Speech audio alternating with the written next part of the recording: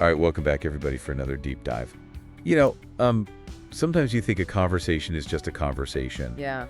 But then you really start looking at it, and you realize, like, wow, there's so much going on under the surface. Right. And one of you sent in this conversation that you had recorded with your son about him trying to get a new phone. I love it. And, I mean, on the surface, it just seems like a pretty standard conversation. Right. But, like, you start to really look at it. Yeah. And, like, oh, wow, there's some really interesting stuff going on. How much strategy is packed into this? Exactly. So let's go ahead and dive right into this. Okay.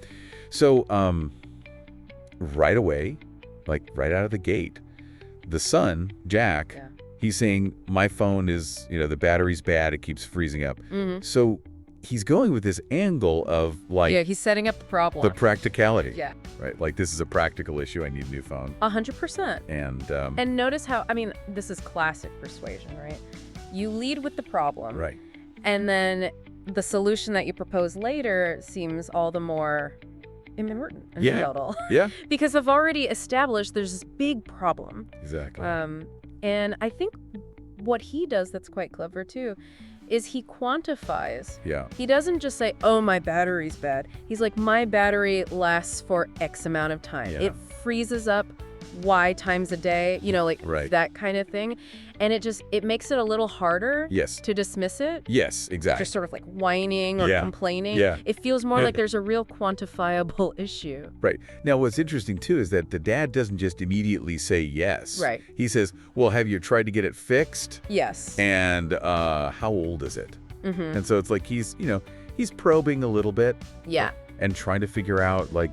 Yeah, he's engaging. As a parent, it's such a smart strategy because if you just say yes to your kid every time they want something, you're not really teaching them anything about finances or problem solving. Okay, yeah. So I think engaging is really smart because it forces the kid to think it through. And it also gives the parent a chance to assess, like, okay, how impulsive is this kid? Has he really thought this through? Or is he just like, kind of blowing off steam?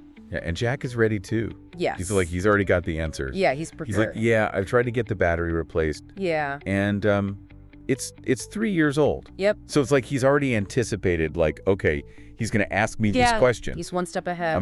He's thought it through. I'm going to have these answers ready. Absolutely. And it just makes him look so much more... Yeah, resourceful. Resourceful. Yeah. Right? And like... Responsible. Right? Responsible. Like, hey, I'm not just like coming to you for handouts. Yeah. I've tried to solve this problem. Yeah, and he's also, I mean, by saying all that, he's also really building a case for why he needs a new phone. Right. Like if the battery's bad and he can't rely on it, maybe there's even like safety concerns implied there. Exactly. Like if he's out and he needs to call for help. Yeah, 100%. And, he can't because the phone's dead. That's right. So, I mean, it's really smart. It is. So he's setting all this up. Yeah. Now, here's where it gets even more interesting. Okay. So he waits until after all of that. Yes. To reveal the price. Yes. He says, okay, well, this is the phone I want. Yeah. It's $400. It's brilliant sequencing, Yeah. right? Yeah. Because if he had said that at the beginning, yeah. get sticker shock, right? It's like, whoa, $400. Hold on a second. But now that he's laid all this groundwork of like, look, I'm a responsible kid. Right. I've tried to fix this. Right. I've thought this through. Right. I really need this. Now, the $400 seems a little bit more It's like, well, reasonable. In light of all these problems, Yeah. $400 is like, okay, that makes sense. That's reasonable. Yeah. And then he hits him with another one. Oh, yeah. Which is, he's like, oh, and by the way, I've already saved up $150. I love it. So not only is he looking responsible, he's now like completely reframed the ask. Right. It's not like, Dad, can you buy me a $400 phone? Yeah. It's like, Dad, can you help me out? Can you help me get this phone that I'm already halfway there? Yeah, and it reduces the burden, right, on the parent. Yeah. It's no longer like this big ask. It's like, okay, well, can you meet me halfway? Yeah, and it's also like, I mean, if you think about it from the dad's perspective too, it's like you're so much more inclined 100% to want to help. Yeah. If you know that your son has like already gone out. Yeah. And like, done the work. And is like taking this seriously. Yeah, and you know what? I bet. Yeah. It probably made the dad feel pretty good. Yeah. Like, wow, my son's saving up. He's thinking about this. Yeah, right. So, but the dad doesn't totally cave, which is also interesting. Right. He's like, well, I'll tell you what, if you save up another $50, right. It's a compromise. Right. Right. Yeah, It's a classic negotiation tactic. Right. It's not just, yes, you get what you want. Right. Okay. Let's meet in the middle. Meet in the middle. We'll both contribute. Right. And that way you get what you want, and I get to reinforce some positive financial habits with you. And everybody wins. Yeah, it's a win-win. Right. Like the son still gets the phone. The dad gets to feel good about teaching his son a lesson. Yeah. And it just ends positively, right? Everybody's like happy at the end. Absolutely. So it's so interesting to me. Yeah.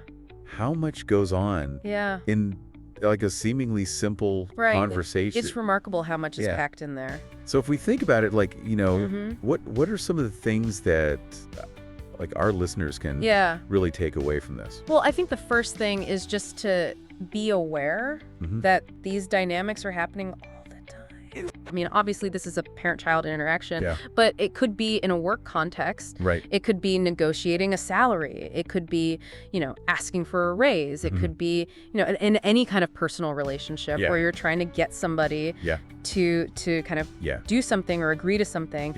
Be aware that these dynamics are at play. And so, being more conscious of the way you frame things, the way you present your case, the way you try to, preempt objections or concerns, and then looking for that win-win, right? How can we create a situation where both people feel like they're getting something out of it? Yeah, and that really is like the key to any sort of I think so. successful negotiation or persuasion. It's like you don't want to be like I won, you lost. Right. You want to be like we both won something here. Exactly. And that's like the best way to build those relationships. 1,000%. And just make things and to get what you want in the long run too. Exactly. Right, because if you're constantly, pushing people around or manipulating them, you're gonna lose in the end. You're gonna burn those bridges. Yeah, you're gonna burn those bridges. So looking for that win-win, I think is the key takeaway. Awesome. Well, this was a really, really fun conversation to break down. And thanks to the listener who sent this in. Yeah, thank you for sharing. It's so much fun to analyze these conversations. It's fascinating to see like what's really going on under the surface. Yeah, absolutely. So, we'll catch you guys on the next deep dive. See you next time. See ya.